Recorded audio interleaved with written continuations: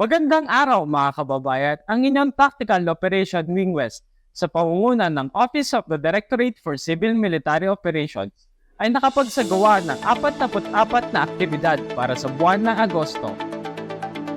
Ang inyong Tactical Operation Wing West ay walang sawang nakibahagi sa kakatapos lamang na Brigada Eskwela 2024 na may temang bayanihan para sa matatag na kinabukasan, na kung saan walang kapaguran na nagayos, nagpintura, naglinis at gumawa ng minor carpentry works ang ating tropa, na kung saan daos-puso ang pasasalamat ng mga guro at mag-aaral mula sa iba't ibang eskwelahan ng Puerto Princesa maging sa mga kalapit nitong bayan.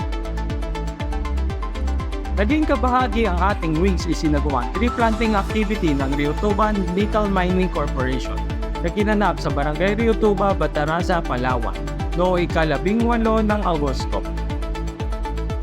Kasama ang ating wing maging ang iba pang uniform organization sa isinagawang parada, kalinsabay sa selebrasyon ng Pista Ye Ang Quirino na nagsimula sa Robinson Mall, Palawan patungo sa Edward S. Hagedorn Coliseum noong ika-30 ng Agosto. Nagsagawa ang ating wing ng APAP Palawan segment ukol sa kahalagahan ng ROTC at Reserve Forces sa pamamagitan ng VTC noong ika-7 ng Agosto. Pinaunlakan ng ating wing ng isinagawang information drive ng Co-op King at ng ACDI Multipurpose Cooperative sa APAP Covered Court, Barangay San Miguel, Puerto Princesa City noong ika-8 ng Agosto. Inaluhan ng ating wing ang ginanap na Financial Literacy Seminar ng ACDI Multipurpose Cooperative na isinagawa sa U Hotel, Barangay San Manuel, Puerto Princesa City noong ika-10 ng Agosto. Alam nyo ba na ang West Philippine Sea ay isang hotspot para sa mga natatanging species ng dagat? Kabilang narito ang pygmy seahorse. Ang maliit na hayop na ito na may sukat lamang na 2 sentimetro ay matatagpuan sa mga sea fans at corals sa mga bahura ng West Philippine Sea. Ang kanilang maliit na sukat at napakahusay na camouflage ay isang kaakit-akit na paksa sa mga marine enthusiast at mga mananaliksik. Kaya lagi niyong tatandaan na ang yaman ng West Philippine Sea ay ating pahalagahan at ating ingatan sapagkat atin ito. Kaysa ka ba? Tara na! Huling nagsagawa ang ating wing ng isang radio program kung saan tinalakay ang mga accomplishments ng wing at iba pang mga halagang balita noong ika-22 ng Agosto sa DZIP 864 Radyo Palawenyo.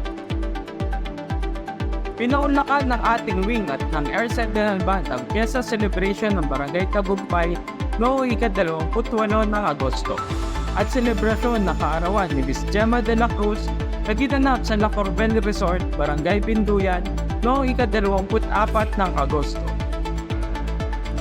Naging kabahagi ang ating wing sa isinagawang bloodletting activity na pinangunahan ng 408 Community Defense Center na ginanap sa Robinsons, Palawan noong ika-25 ng Agosto.